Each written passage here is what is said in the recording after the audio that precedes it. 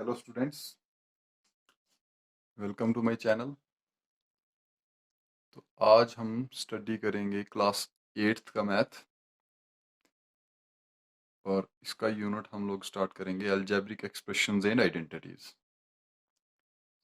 तो आप देख पा रहे हैं कि इस यूनिट के अंदर खुद से अगर इसको स्टडी करेंगे आप तो आपको दिखेगा अलजेब्रिक एक्सप्रेशंस फर्स्ट पार्ट इसका एंड आइडेंटिटीज, मतलब उन्हीं एक्सप्रेशन को जब आपने आइडेंटिटीज के तौर पे यूज करना है तो उसको हम आगे वाले पार्ट में स्टडी करेंगे। तो देखिए, सबसे पहले हम लोग स्टडी करते हैं अलजेब्रिक एक्सप्रेशंस के बारे में कि अलजेब्रिक एक्सप्रेशंस होता क्या है। तो जैसा आप देख पा रहे हैं, मैंने आपके लिए यहाँ पे डेफिनेशन जो है इसकी लिख के रखी हुई है कि अलजेब्रिक एक्सप्रेशन जो है ना, अलजेब्रिक एक्सप्रेशन होता क्या है। तो ये एक कॉम्बिनेशन होता है कांस्टेंट्स एंड वेरिएबल्स। तो कांस्टेंट और वेरिएबल्स का ऐसा कॉम्बिनेशन जो कनेक्टेड होता है by the sign of fundamental operations. तो फंडामेंटल ऑपरेशन आपने पढ़ा है, आपको पता है फंडामेंटल ऑपरेशन क्या होता है, जो आज तक आप अपने अर्थमेटिक मैथमेटिक्स के अर्थमेटिक वाले पार्ट में पढ़ते आ रहे हैं। बेसिक जो हमारे पास चार ऑपरेशंस होते हैं, एडिशन का, सब्ट्रैक्शन का, मल्टीप्लिकेशन का एंड डिवीजन का, तो उसी को हम बोलते हैं एक अलजेब्रिक एक्सप्रेशन।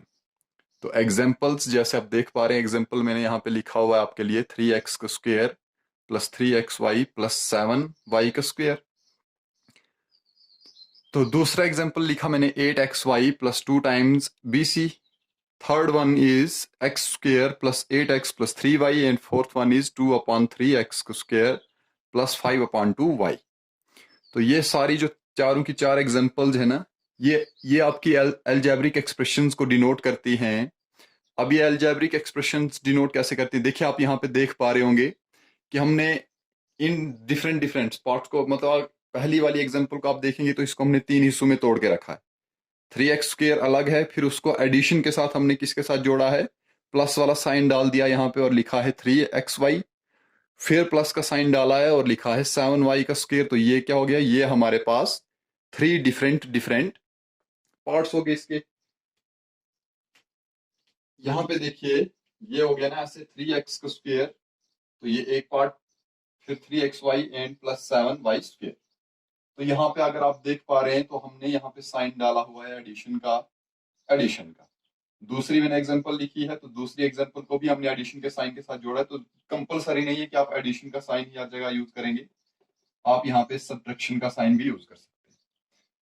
तो देखिए यहाँ पे एडिशन के साथ हमने इसको इसको जोड़ा, साथ में ये जो हमारे पास ये जो 3xy है, तो इसका मतलब होता है, अगर इसको आप अच्छे से एलोबरेट करके लिखेंगे तो इसका मतलब ये होता है कि 3 मल्टीप्लाई एक्स मल्टीप्लाई वाई।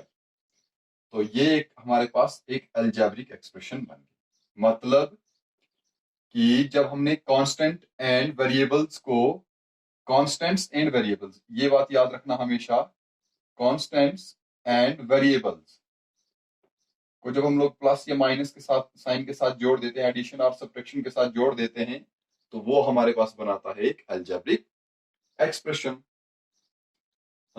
अब आपको याद होगा, आपने पढ़ा है, बहुत बार आपने पढ़ा है constants and variables. Constants and variables जो हैं आपके मैथमेटिक्स में लगभग 6th से शुरू हो गए थे कांस्टेंट्स एंड वेरिएबल्स। तो अगर आपने भूल दिया है थोड़ा सा, तो देखो मैं आपको एक रिव्यू दे देता हूं यहां से।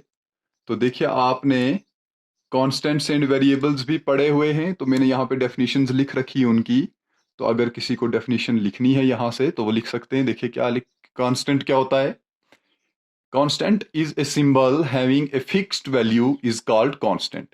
मतलब कि जो कांस्टेंट होता हमारा, एक ऐसा सिंबल, एक ऐसा निशान जिसकी एक फिक्स्ड वैल्यू रहती है। तो एग्जाम्पल के तौर पे मैंने यहाँ पे आपको बताया है 1 2 3 अप टू इंफिनिटी, जैसे काउंटिंग नंबर होते हैं हमारे, है ना। तो देखिए आपको पता है कि अगर हमें कुछ भी काउंट करना है, कुछ भी गिनना है, तो अगर देखिए फॉर एग्जाम्पल मैं यहाँ पे सर्कल बना रहा हूं, तो कितने सर्कल बनाए मैंने, 2। तो इसी को हम 2 बोलेंगे। ये सर्कल और ये सर्कल जब हम लोग काउंट करेंगे तो ये 4 तो नहीं होंगे, ये 5 तो नहीं होंगे। तो कांस्टेंट का मतलब ही होता है एक ऐसा सिंबल, एक ऐसा निशान जो हमें फिक्स्ड वैल्यू के बारे में पता दे। जैसे आपको पता है 5, तो 5 के अंदर क्या आता है, 5 के अंदर देखिए 1 2 3 4 एंड 5, तो ये जो मैं लिखूंगा तो ये 5 रहेगा। मतलब आपके पास कांस्टेंट टर्म, सॉरी कांस्टेंट जो है वो एक सिंबल होगा जिसकी एक फिक्स्ड वैल्यू होती है। उसके बाद एक और दूसरा कांस्टेंट हमारे पास होता है पाई, जिसको आप लोग बोलते हैं। ठीक है, मेंसुरेशन वाले पार्ट के अंदर हमको पाई जो है वो यूज करना पड़ता है। फिर उसके बाद दूसरी जो एक टर्म आती है वो है हमारी वेरिएबल। तो देखिए जी, वेरिएबल को हम लोग कैसे डिफाइन करेंगे, वेरिएबल होता क्या है। तो वेरिएबल होता है एक ऐसा सिंबल विच टेक्स वेरियस, जो बहुत सारी वेरियस न्यूमेरिकल वैल्यूज को ले लेता है, तो उसी को हम लोग कहते हैं वेरिएबल। और यूजुअली हम लोग वेरिएबल को अल्फाबेट से ही डिनोट करते हैं। आपने देखा होगा, आपने 7th क्लास के अंदर पढ़ा होगा, आपने 6th क्लास के अंदर पढ़ा होगा कि हम लोग कैसे वेरिएबल्स का यूज करते हैं। मैं आपको थोड़ी सी एक शॉर्टकट एग्जांपल यहाँ पे दे देता हूँ। मान लीजिए कि हमारे पास जो है कोई एक नंबर है, उस नंबर में जब हम लोग ऐड करते हैं 3 तो हमारे पास बनता है जी 10। ठीक है, तो अब आपको पता है कि हम लोग किस वाले नंबर में 3 डालेंगे तो 7 बनेगा। तो अगर आप जबानी कैलकुलेट करोगे तो आपको पता चल जाएगा, हाँ जी 3 में डालेंगे 7 तो बन जाएगा 10। लेकिन अगर इसको हम लोगों को मैथमेटिकली निकालना होगा, क्योंकि मैथ्स में ऐसा थोड़ी है सीधा आप आंसर लिख सकते हैं, आपको सॉल्व करना होता है, हर चीज को आपको दिखाना होता है कि कैसे क्या आया है। तो इसके लिए हम लोग क्या कर लेते थे, देखो अगर आपको याद होगा तो हम इसकी जगह पे लिख लेते थे लेट, इसकी जगह पे होगा ए प्लस ये हो जाएगा 3 इज इक्वल टू 10 होता था। फिर क्या करते थे, फिर हम लोग देखो इसको, ये फिर से एक एक्सप्रेशन बन जाती है हमारे पास। अब इस एक्सप्रेशन को सॉल्व करते थे हम लोग, तो पीछे पीछे हमने पढ़ा था। तो देखिए इस कांस्टेंट वैल्यू को हम लोग क्या करते थे, इज इक्वल टू के राइट हैंड साइड में ले जाएंगे, तो ये बचेगा हमारे पास है ए इज इक्वल टू 10 - 3। अब देखिए ए इज इक्वल टू 10 में से 3 कट जाएगा तो पीछे बचेगा आपके पास 7। ठीक है ना, ऐसे रहता है ये। तो ये ए जो होता हमारे पास, इस ए को हम लोग बोलते हैं, ए को बोला जाता है वेरिएबल। ठीक है, आपको दिखा नहीं होगा तो देखिए यहाँ पे, ऐसे हम लोग इसको ट्रांसपोज करने के बाद यूज करते थे ना। तो जब हमने +3 को ट्रांसपोज कर दिया लेफ्ट हैंड साइड को, तो हमारे पास बन गया 10 - 3 विच इज इक्वल टू 7। तो ऐसे जैसे जो जो हम लोग चीज यूज करेंगे, जो नंबर जो सिंबल हम यूज करेंगे किसी अननोन वैल्यू को यूज कर डिफाइन निकालने के लिए, उसको हम लोग कहते हैं वेरिएबल। आई होप इतना सा आपको समझ आ गया होगा। अब देखिए हम लोग एक एक्सप्रेशन जो होती है ना, वो एक्सप्रेशन खुद डिफरेंट डिफरेंट पार्ट्स की बनती है। तो अब हम एक्सप्रेशन के कुछ डिफरेंट डिफरेंट पार्ट्स की स्टडी करते हैं। तो देखिए अगर आप यहीं पे देखेंगे तो मैं आपको ऐसे ही दिखा दूंगा कि इसके आगे क्या क्या रहेगा। तो देखिए हमने एक एक्सप्रेशन के लिए एग्जांपल लिया था कि 2x + 3xy + 5y स्क्वायर जो है, ये हमारे पास एक अलजेब्रिक एक्सप्रेशन है। तो अगर इस अलजेब्रिक एक्सप्रेशन को हम लोग डिफरेंट डिफरेंट पार्ट्स में तोड़ेंगे तो ये बना किसका है, ये बना है 2x का, ये बना है 3x को मिला के, और उसके साथ हमने जोड़ा है 5y का स्क्वायर। तो देखिए ये जो इंडिविजुअल होगी ना, ये वाला जो हमने 2x लिखा, ये जो 3x लिखा हमने, ये जो 5y लिखा, तो इन सब को हम लोग बोलते हैं टर्म्स। क्या बोलते हैं, टर्म्स। और डिफरेंट डिफरेंट टर्म्स को जोड़ने के बाद या सब्ट्रैक्ट करने के बाद हमारे पास बनता है एक अलजेब्रिक एक्सप्रेशन। तो इसी को हम बोलते हैं टर्म। मेरी बात समझ में आ गई। किसी भी अलजेब्रिक एक्सप्रेशन के किसी एक पार्ट को अगर आप लोग ले लेंगे तो उस पर्टिकुलर पार्ट को हम लोग बोल देंगे टर्म।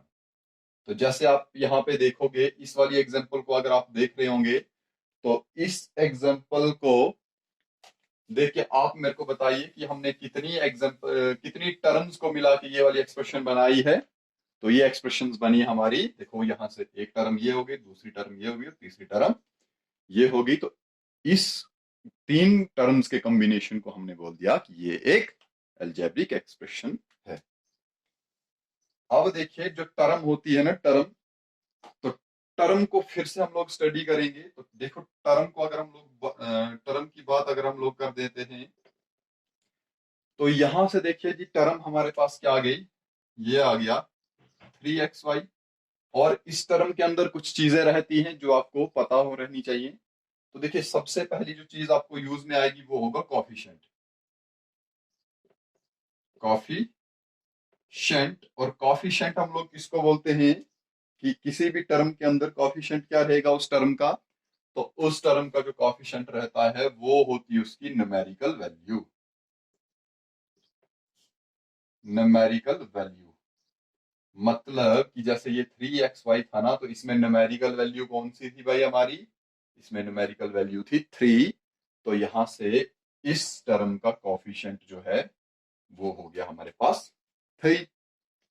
और अगर अब हम लोग फैक्टर्स की बात कर लें तो फैक्टर क्या होंगे जी इस 3 के, तो देखो 3 के फैक्टर करने हैं आपको, तो फैक्टर आपने पहले किए हुए हैं। फैक्टर किसी भी चीज के फैक्टर कैसे निकालते हैं हम लोग, मतलब फैक्टर आपने देखे ना वो वाले नंबर्स होते हैं जो किसी एक नंबर को डिवाइड कर लेते हैं। तो फैक्टर निकालने का तरीका हमारा वही होता है, टेबल पढ़ने वाला। देखो वन के टेबल से हम लोग वन का टेबल पढ़ेंगे और हमारे पास 3 आना चाहिए, तो 1 3 हो जाता है जी 3, और दूसरा इसका भी वही होता 3 1 भी 3 ही होता है। तो इस 3 के 2 फैक्टर्स आ जाते हैं, तो ये हो जाता है 1 और 3 इसके फैक्टर्स।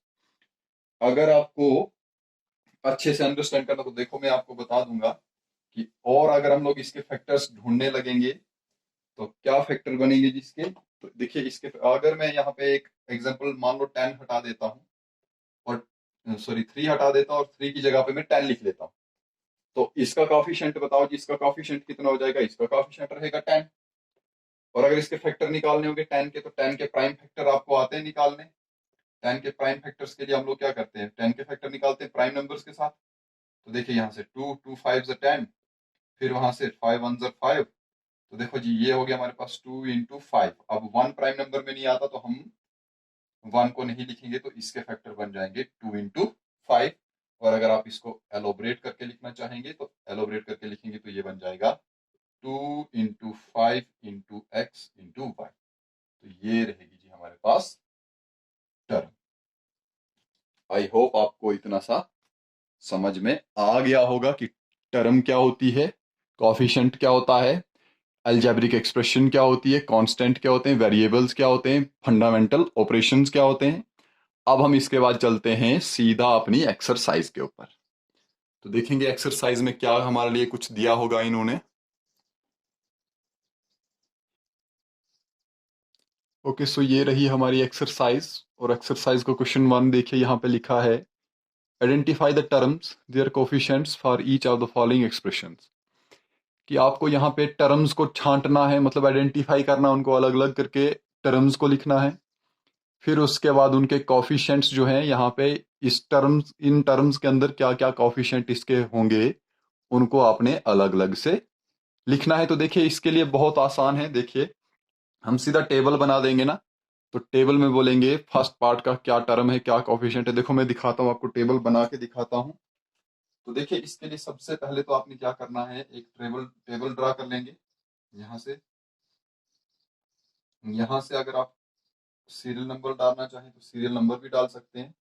तो यहाँ पे आ जाएगा हमारा सीरियल नंबर, मतलब क्वेश्चन का सीरियल नंबर आएगा यहाँ पे। फिर उसके बाद पहले वाले डब्बे में हम लिखेंगे टर्म्स की, उसकी टर्म्स क्या क्या है।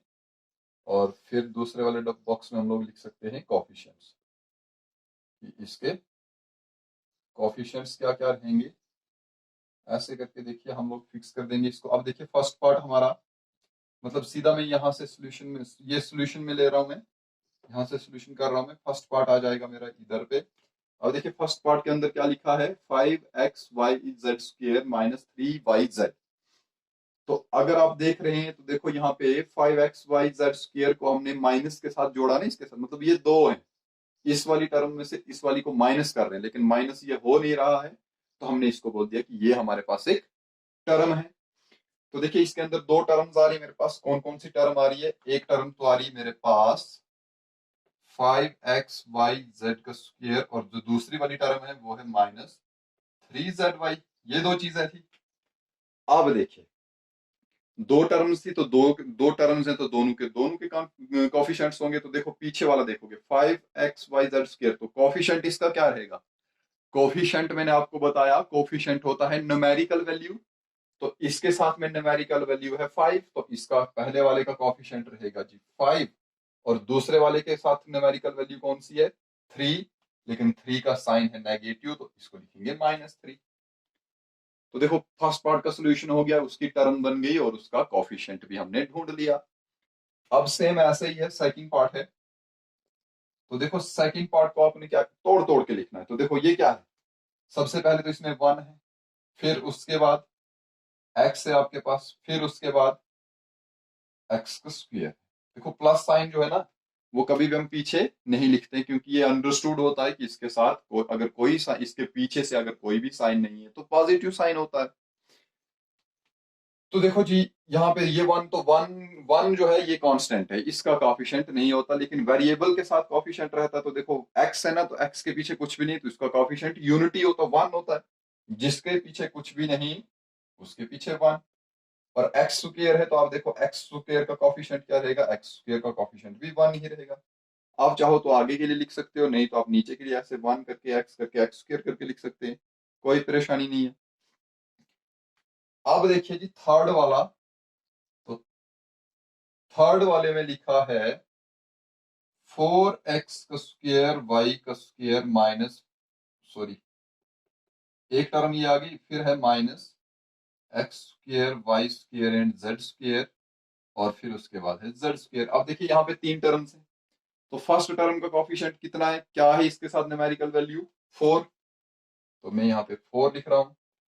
अब देखो सेकंड वाली टर्म, तो इसके साथ कोफिशिएंट क्या है न्यूमेरिकल वैल्यू? इसके साथ भी 4 है, लेकिन साइन कौन सा 4 का? नेगेटिव है, तो हम इसको भी 4 लिख लेंगे। और आगे वाले में देखिए z² है, तो z² के साथ में कुछ भी नहीं है, पीछे से कोई भी साइन नहीं है, कोई भी न्यूमेरिकल वैल्यू नहीं है, तो ये रहेगा +1। तो ये निकल जाएगा ऐसे, ठीक है। अब देखो चौथे वाली यहाँ पे अगर आप देख रहे हो, तो 3 आपके पास क्या है? कांस्टेंट वैल्यू है। फिर उसके बाद देखेंगे PQ, तो PQ का कोफिशिएंट कितना है? कोई भी न्यूमेरिकल वैल्यू नहीं है साथ में, लेकिन साइन नेगेटिव है, तो इसका साइन आ जाएगा -1। QR है, तो QR के साथ भी कुछ नहीं, तो इसका कोफिशिएंट होगा +1। RP है, RP के साथ भी कुछ कुछ कांस्टेंट नहीं है, लेकिन साइन जो है नेगेटिव का, तो इसका कोफिशिएंट होगा -1। फिर देखो अब V वाला पार्ट में आपको दिखाता हूँ। तो देखिए V वाले पार्ट में क्या लिखा जी, क्या क्या आपके पास x/2 है, फिर y/2 है, और फिर xy है। तो यहां से ये हो जाएगा हमारा, देखो x/2 था ना, तो न्यूमेरिकल वैल्यू अभी अपान में चली गई है, क्योंकि पहले होता था ऐसे 5 टाइम्स, अब ये 1/5 है, तो इसको हम लोग लिखेंगे ऐसे 1/2 पहले वाले का। y/2 है, तो y/2 का भी हो जाएगा 1/2, और आगे इसके साथ, सॉरी इसके साथ -x था, तो इसका कोफिशिएंट हो जाएगा -1। तो बस ऐसे ऐसे ही आपको प्रैक्टिस करनी है, आगे आगे आप सबका निकाल पाओगे। देखो मैं यहीं से आपको बता देता हूं, ये जो है ना ये वाला पॉइंट वाला, तो देखो पॉइंट वाले में क्या लिखा है, 0.3a plus 0.6ab plus 0.5b। तो देखो इस 3 टर्म्स है, फर्स्ट टर्म ये रहेगी आपके पास, देखो एक एक टर्म होगी ये, सेकंड टर्म होगी ये, और थर्ड टर्म होगी ये। अब देखो जी इसमें न्यूमेरिकल वैल्यू कितना है, इसकी न्यूमेरिकल वैल्यू कितनी है, इसकी न्यूमेरिकल वैल्यू है 0.3, इसकी न्यूमेरिकल वैल्यू कितनी है 0.6, और इसका कोफिशिएंट 0.5।